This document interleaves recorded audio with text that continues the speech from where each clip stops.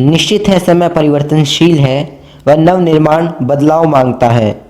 भारतीय राजनीति में दूसरे विकल्प के रूप में समाज में स्थान बनाते जा रही भारतीय शक्ति चेतना पार्टी की देर शाम बैठकों को सुनने के लिए उत्सुक महिला, पुरुष व युवा इस बात का सशक्त प्रमाण है।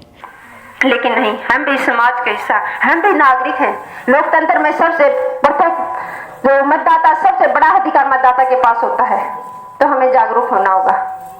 इन भ्रष्ट बेईमानों से अपने आप को बचाना होगा, अपने समाज को बचाना होगा, अपने बच्चों को बचाना होगा।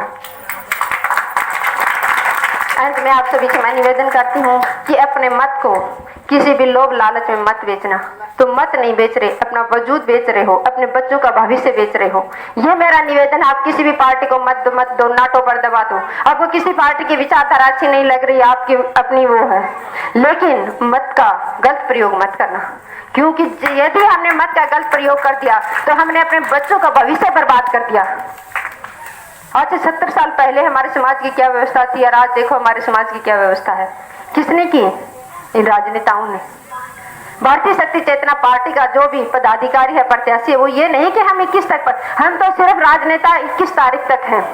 21 तारीख के बाद हम फिर जन कल्याण के कार्यों में लग जाएंगे, समाज कल्याण के कार्यों में लग जाएंगे।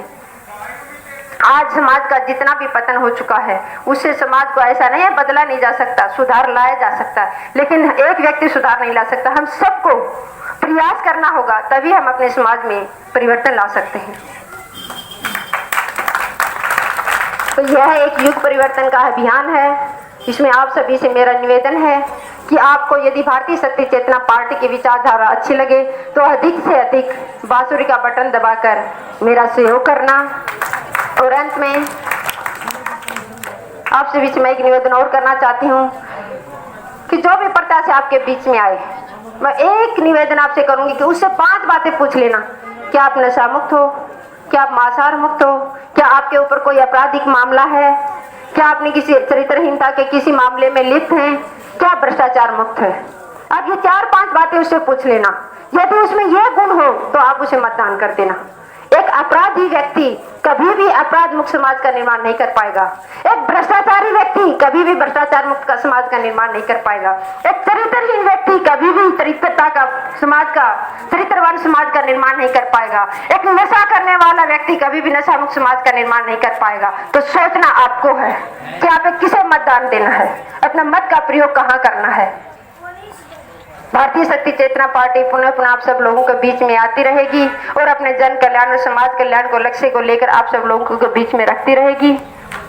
बेटी बचाओ बेटी पढ़ाओ कोई मुहिम चलाई गई, प्रयास भी अच्छा था, लेकिन शासन सत्ताओं में बैठे हुए रहनुमाओं से मैं एक निवेदन करना चाहती हूँ कि आपने यह कभी सोचा कि बेटियां मारी क्यों जा रही हैं? बेटियां मारने के पीछे का रीजन क्या है, कारण क्या है, किन परिस्थितियों में बेटियां मारी जा रही हैं? क्या कभी उस पर रहनुमाओं में बैठे हुए, राज सत्ताओं में बैठे हुए उन्होंने कभी सोचा?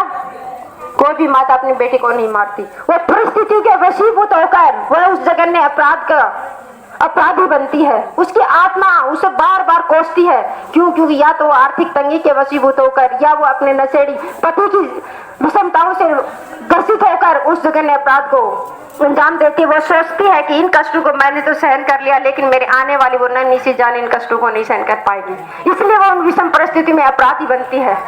सोचना है हमें, उन विषम परिस्थिति को दूर करना है। उन राजनेताओं से कहना है कि हमारे समाज को नशा मुक्त बनाओ, मांसाहार मुक्त बनाओ, चरित्रवान समाज का निर्माण करो।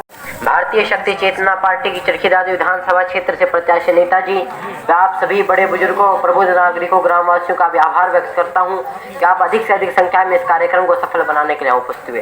साथ ही 1 मिनट और मैं आपसे लेना चाहूंगा कि स्वाभाविक रूप से जब आप लोगों ने मेरे विचार सुने और नेताजी के विचार सुने, आपके मन में एक सवाल अवश्य आया होगा कि जिस प्रकार अन्य राजनीतिक दल अनेकों वादे करते हैं, आप लोगों ने भी कहीं ना कहीं हमारी इन बातों को इन वादों के माध्यम से लिया होगा, लेकिन ऐसा बिल्कुल भी नहीं है। इस चीज़ के लिए मेरे पास एक छोटा सा प्रमाण है, जिस प्रमाण को आप तमाम लोग अच्छी प्रकार से समझ पाएंगे कि वो राजनेता, वो राजनीतिक दल तो मतदान से पहले आप तमाम लोगों के बीच शराब की बोतल बंटवाती है, किंतु भारतीय शक्ति चेतना पार्टी नशा मुक्ति की बात करती है।